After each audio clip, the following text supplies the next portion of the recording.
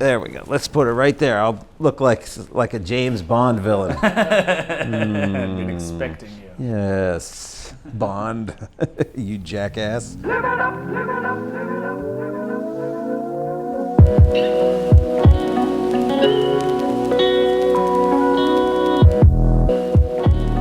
In late May 2019, we released our first ever documentary, an hour-long road trip deep into New England to learn more about what might be the most exciting brewing scene in the world. Whilst there, we learned there was so much more to it than juicy IPA, lobster rolls and queues for cans. In fact, we visited 5 completely different breweries that could claim to be the greatest in the world at what they do. So over the next few weeks, we're going to give them the coverage they deserve by using all the amazing stories they had that didn't make it into the documentary. The Alchemist is one of those mythical breweries in craft beer. Talked about in hushed tones, located in the middle of nowhere, never seen out in the wild except the odd muled can by a friend of a friend. Their flagship Heady Topper is regularly cited as the best IPA in the world, and is certainly the one that created the New England IPA. So we were pretty nervous about rocking up. We felt like fanboys, not filmmakers. But as we found so often in beer, all the hype is in our heads and on the internet. We were welcomed like old friends by down-to-earth, passionate people, even if what they were doing was world-beating. You see, Heady Topper and Focal Banger might just be the best IPAs in the world. Their Imperial Stout might just be the most delicious we've drunk in years. But that's only half the story, because the Alchemist aren't just changing the world of beer, they're trying their damnedest to change the world itself. We'll get to that in a bit, but when we meet founder John Kimmich for a tour, we start by talking about where he's at now, finally able to stretch the brewery's wings after years of trying to catch up with incredible demand. Well, I mean, we have faced pressure to grow from all sides since day one. It has been a very deliberate growth on mine and Jen's part, starting with the pub, moving into the cannery, and then producing a second facility. Most people in our situation would probably build a 100,000 square foot brewery and make 200,000 barrels of Heady Topper a year and spread it all around the world. And it's like, it just doesn't motivate us. If you did that, when you hit a size like that, you're then talking so much automation that you actually start to produce less jobs. Yep. Not only that, but what makes the Alchemist what we are, I mean, from top to bottom, right down to the quality of the beer, so much of it is this collective mind, the hive mentality of the Alchemist, the energy that we produce here and create around the process all feeds into what we do. I mean, that is that unexplainable when people say, oh, why? What is it about your beer and stuff like that? It's like, well, I attribute a lot of it to that. Yeah. Of course, I mean, the quality drives it, but so much of it is the energy that surrounds it. I mean, that beer is a living creature. It is alive. It's single-cell organisms, but it is its own thing, and it reacts to its environment. You don't often hear such a technical brewer talking that way about beer, declaring that some of their process isn't science, but philosophy. It's not exactly brewing by the moon, but it was fascinating to hear John and his wife Jen put so much success not just on the knowledge, but the energy and approach of their team. We continued the tour to the malt room, where we met one of those people, head brewer Jim, who was mashing in their Imperial Stout and had more to say on the subject. So you're going to do all of these bags? All those bags. And then we're going to weigh out again afterwards. Oh, yeah, I know. That is a big beer. So again, this kind of goes back to when I corrected you for calling it product. Yeah, my apologies. I was talking generally. When I designed this, there's this, the push is most people want you to do like this fully automated thing. It is no good. Like, that's not the way we want to make beer. So we took away the heavy labor, the dealing with the wet mash. We made that mechanized, the certain things. But if you go up there, you'll notice everything is switches. There's no, no digital buttons switches and digital valves. They're manual valves, stuff like that. And this is part of it. You need to have an intimate relationship with your beer. You should sweat a little when you make beer. If you're not at least sweating once during the course of making beer, I mean, come on. It's a physical job, and it's supposed to be. You're earning the quality. You're respecting what is in here and the hard work it took to get this here by continuing it and doing it there. Yep. I think that defines craft. I think that is what that word should mean when that's used in beer. Yes. You know, I think that's part of it. It is a craft. The computer takes the craft out. So it's not something you can taste. It's a process that's created I like to think you can taste it. I like to think you taste a little bit of me and John every time you drink that beer. I was going to say something before I ruined it. In a good way. But how many breweries find success, expand, mechanize, and go to shit? Yeah. And all of a sudden their beer doesn't taste anything like it used to be. What I love here, and more than anything, is when I read a review of our beer and they're like, "Oh, still the king," or "Wow, still a 5." Like, just like that's the compliment. It's like people expect it to drop off. It's like, fuck no. We will never, as long as I'm breathing, I will never let this beer drop off. We're going to dig into what makes John's beers so special and unique, as well as what he thinks about the New England trend that has come out of his beers. But first we have to remember that before that trend happened, a lot of the beer lovers didn't like what he made. In pubs, online, and in competitions, they just didn't get it, as Jim explains. All of the big contests were just like hazy, you know, and got marked against that. And now it's a style of beer. And it wasn't done. It was a byproduct of what he was making. It wasn't an it wasn't an intent behind the beer. And now it's an intention to make your beer like that by putting in adjuncts just for the haze, you know. It's really, for us, when John was making beers 12 years ago at the pub, I was a brewer and I didn't even know what he was doing. I couldn't even understand. I was like, how is he making beer that tastes this fresh, this good? And when a brewer does something that you don't understand, it's kind of awesome. You're just like, how? When you don't know how somebody gets to it. Yeah, it's the bit where the art comes in, not the science. Yeah, and you're like, well, what's he done different? I've read the book. What's he doing? Yeah.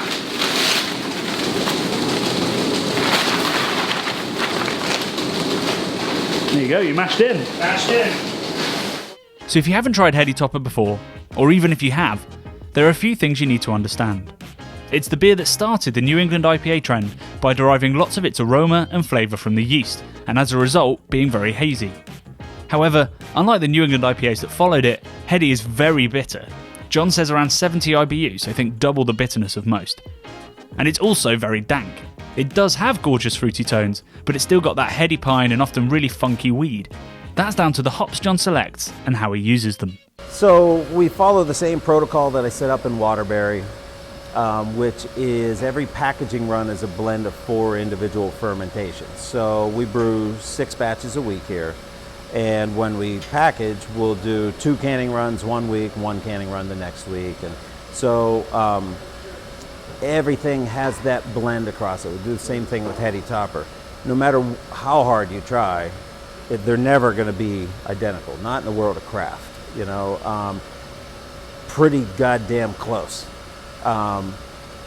within 0.1, you know. But together, the 4 blended together, your beer is just consistently beautiful and perfect throughout the year.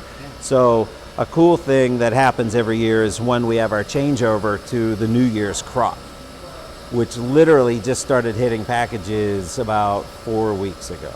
So every year, kind of February-ish, that's when the New Year's version of these beers is being released to the world. So it's a cool, really cool process, because I go out west and I select the lots that I want, specific lots within the whole harvest of all these hops. So that's when I design the flavor of Heady Topper and Focal Banger, what they're going to taste like for the next year. So you're making a tweak each year, like, sure. Some breweries, it's going to be a little bit more like this year. Some breweries take a different approach to it, and they will. Some breweries will try to hit that window perfectly every year. So they will pick certain lots that fit their target. To me, when I go out there, I want the stuff that just sets my senses on fire. The one that is like, that's the one. That's what I shoot for every year. It's always the same recipe in that it's the same varieties, but that's what's so cool about it. I mean, Simcoe one year versus another, or one state or field versus another, or the time they were harvested, they're all so wildly different. They're in the same ballpark, but when I say wildly different, literally I'm talking specifics. You know, to most people it would be like, oh, these are all the same, but to a trained nose, you can really gravitate toward what you want. So it's fun, because when, like, the hops we selected, oh, so good.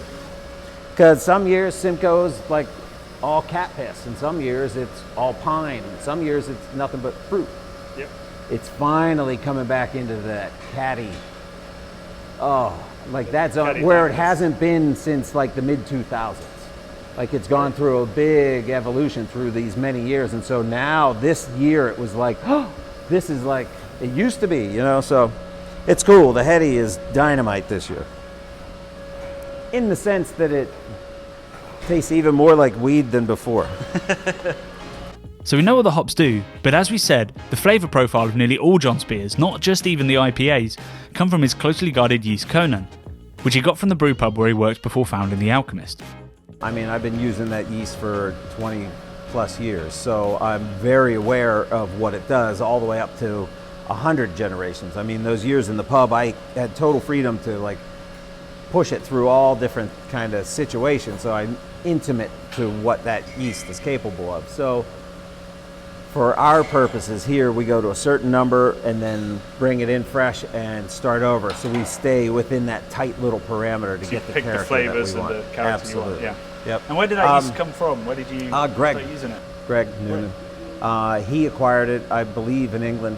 You know, he told me the story. I can't tell the story, and if I'm not 100% sure of it, I don't want to tell the wrong story. But he used it for years at the pub, and agreed to let us use it, and here we are today. It's an amazing yeast, but there's a lot of amazing yeasts out there.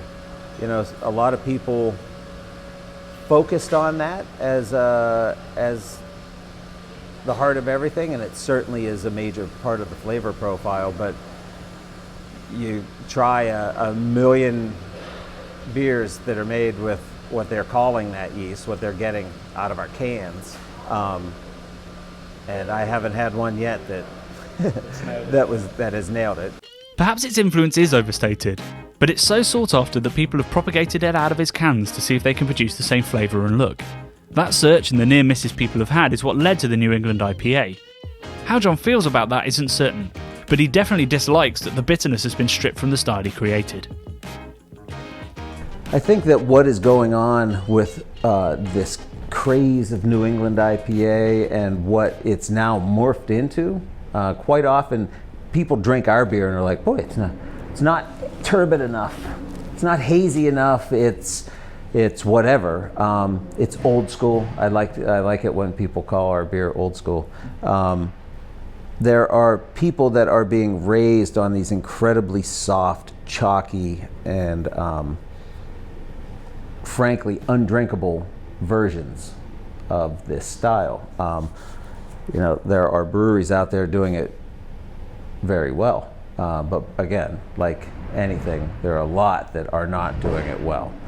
What I find amazing about IPA is its thirst quenching ability, that crisp, beautiful, bright mineral blockiness that supports all of that hop character and makes it refreshing on your palate, and makes you want that next sip. That's what I'm striving for in an IPA. That's, in my opinion, what it should be. What I find more often than not with those soft ones is it smells great up front. That first sip, you're like, you know, and then I quickly lose interest in them. Yeah. There's nothing draws me back to have that next sip. Now, our view is that variation is what makes craft beer great. The whole craft beer movement came out of being bored of homogeny, so we think there's room for all kinds of well-made beer. But we're also glad John sticks to his guns. We too prefer a bit of bitterness in our IPA, even if we still love that juicy profile. There's no doubt though that this style has brought about insatiable demand and unprecedented numbers of new breweries. That sounds great, right? But the pressure it's putting on the world's agriculture and environment is huge. And in asking about that, we unearthed John's other great passion, sustainability. So when we came in, one of the first things I clocked was no farms, no beer. Sure. I mean, geez. Jen and I are huge environmentalists, and sorry, global warming's real, and yes, we're concerned. Being from England, when we have those crazy summers and the heat, that is a destructive thing for a barley crop. Last year there was a really crappy summer crop, and we're fortunate that we were able to pull all of our year's worth of barley from the winter crop. So thankfully we have the buying power to pull ourselves out of that little pickle, but I mean, it would just take one bad season to really throw the entire world's brewing culture into shock. There's a lot of breweries that exist now that have no idea what it was like in the mid to late 2000s when the hop crisis came through. If that ever happens again, there are breweries out there that are not prepared for it and will pay a very steep price. We are constantly moving forward with the end game to be as close to zero waste as we possibly can. To be zero waste is pretty much impossible. You're never going to get to that point, but you can always keep pushing toward it. So everything that goes out of here, we try to monitor and watch. And we try to find an end game for it. From the clear plastic wrap that comes around pallets to pallets themselves, to the green plastic straps that holds the pallets of cans together, to everything. So we try to find a place for everything, and you have to get very creative at times because the world of recycling is a crazy thing. People are delusional that they think that they send it out and off it goes, and it goes to some magic land and ends up in a shampoo bottle. It's like it rarely works so smoothly. And unfortunately, it all ends up in landfills when it doesn't go smoothly. So, a prime example, barley bags. So our brewery's bags are polyethylene woven bags. Very difficult to recycle. A lot of them have another plastic liner inside, which is a different type of recyclable material. There are over 6,000 craft breweries now in this country. Many of them are using bags exactly like this. And whether they are isolating them and putting them in their recycling bin or whatever they're doing, it's not being recycled. It's going into a landfill. Every day, by every craft brewer that is using these bags, it is going into landfills. And that is mind-boggling when you start thinking about these bags that would be there for thousands of years. Like, these things are not going to break down. So we have taken it upon ourselves to try to change that. So we have been working with the solid waste districts in the counties around us, getting people together, getting our malt suppliers involved, getting the state environmental board involved, that we have been collecting these bags, and we think we found a person in Texas that will recycle these bags and actually move this thing out of the landfills and into another product. So over the last couple of months, we've been collecting our bags, making sure they're clean and perfect. So we will have these bales and they go, and it's a partial shipment. It's like the test run, that if it works, then it's like, all right, game on. So now we do that. We go to the Vermont Brewers Association. We get any other brewers in Vermont on this program and recycling their bags. The moment that happens, then we go to the Craft Brewers Conference that happens every year and get all of the barley producers on earth at one table, and all the distribution companies, everybody in one meeting where we could actually maybe get everybody to agree we're going to use this bag, this type of bag, no liner, this number plastic, this. And we will educate everybody that needs to be educated from the top at that moment and try to actually change this, that in maybe in 20 years, this is actually like happening. So we would go from absolute everything going into a landfill to as close to everything being side streamed and actually recycled. So, I mean, when I say we have projects that are like years down the road, literally So, if you know a brewery doing this much for the environment, we'd love to hear it, because John was blowing our minds and he hadn't even started yet. There was how he ran his cold store. So one of the cool things about here, it's warmed up now, but this cooler works off a system called free air system. So when it drops below 34 degrees Fahrenheit outside, the compressors turn off and it pumps in outside air to keep the cooler cool. Amazing. Oh, and how he's giving power to the grid, and specifically old people. So our solar panels, we just got those online right at the first of the year. Yeah, amazing. The parking shelters are the solar panels. So these two arrays will provide about 50 to 60% of our electricity here. The balance we get through net metering through a remote solar farm. So we work with them and take an agreement that we buy a certain amount of their production. So we will be 100% solar offset here. We're like 110% in Waterbury. Wow. We produce more than we need, so we actually Put it in the grid. you can specify where it goes. So ours goes to the senior center in Waterbury, so they don't get electric bills anymore. So our solar panels pay for their electric bills. Amazing. You are a good man. Oh, I have a great wife. And he saved the most incredible thing for last. Sorry if you saw this at the end of our documentary, but it bears repeating again and again. We need to reduce our waste that we produce. So we do that a couple different ways. The easiest thing is side streaming. So these cubes, we fill these every day with yeast that we don't use, with full strength wort through the brewing process, with the hops that come out of the whirlpool, with the last gallons of weak wort that come out of the mash tun, like when we clean the kettle, all that trub, all of that. That all gets collected in these cubes and transported via pumper truck to the Vermont Technical College down in Randolph, Vermont. They have a digester there that produces electricity for their college campus with our brewery waste. Our permit doesn't allow us to put out more than 65 pounds of BOD a day, biological oxygen demand. It's food for bacteria in those wastewater treatment facilities. 65. Through side streaming, we get down to that 20 to 30 pounds a day, which is great. But again, we knew we could do better. So when we built this, we designed our own wastewater treatment facility in-house. So what goes down the drain here that normally gets metered and accounted for in Waterbury, we put that through a secondary process. So I'll talk as we walk. These drains go to two 5,000 gallon tanks buried in the front yard. The first tank is a settling tank where solids will drop to the bottom. The second overflow tank is the pumping tank where we take it into our facility. So we've done most of our work ahead of time by pulling the really high strength stuff out and sending it off to Grow Compost, the company that transports it, and get it to the technical college. So the waste gets pumped in here. Hi, Steve. It smells great in here today.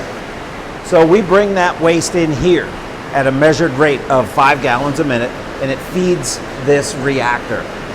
You see the information on there, moving bed biofilm reactor. There's a specific culture of bacteria in there that breaks down our waste. It goes in like the image on the left.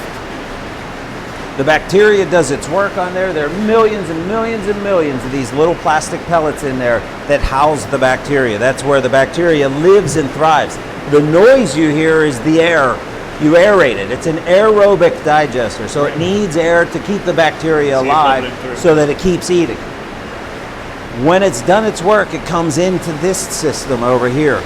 As it goes into this device, there's a polymer injected to it. Air is bubbled up through it. It breaks the waste out of solution, coagulates it, is skimmed off the top, and then pumped into these blue drums. So that is, it's called high strength sludge at this point, which is appropriate because that is the organic waste that has been stripped out of the liquid that goes down our drains. This is what we discharge to the town of Stowe's wastewater facility. So that number I threw at you before of 20 to 30, we put out consistently less than a half a pound a day here, which is a lot less than a 3-bedroom single family home. And we're a commercial brewery. John has proven to us not that we have a responsibility to save the environment. All right-thinking people know that already. But there are ways to do it. Our inertia is down to us, not the challenge itself. Taking these steps is the only way to build a sustainable future for the world, let alone a brewery. We are not driven by how much money we're going to have at the end of the day. The money will take care of itself. We're driven by what we're providing for our community. We're driven by the jobs that we're creating, the lives that we are influencing within our circle of influence. How can we take this great idea that we had and this amazing thing that we make, and yeah, it's great for us, but how can we share what we feel so, what's the word, fortunate to be here, to be born in the United States, to have had parents that provided us with education, to have the freedoms and the ability to work hard and be safe and have an infrastructure of our country around us to enable this. It doesn't just stop when we are successful. It's like, what a selfish thing. You use the machine to get you to the top, and then you're just gonna think you got there on your own. It's like, that's crazy. And Jen and I, when we met and we conceived of having a business, what kind of business we wanted to have, those were the things we thought about. We'll never forget crappy bosses. We'll never forget greedy people. We're going to use those as examples of what we don't want to be, you know, and it perpetuates itself. The more kindness and effort you put into what is around you, the more that wants to give back to you, you know. So it's a cool thing, and we tried very hard every day to maintain that and keep that atmosphere here at the Alchemist.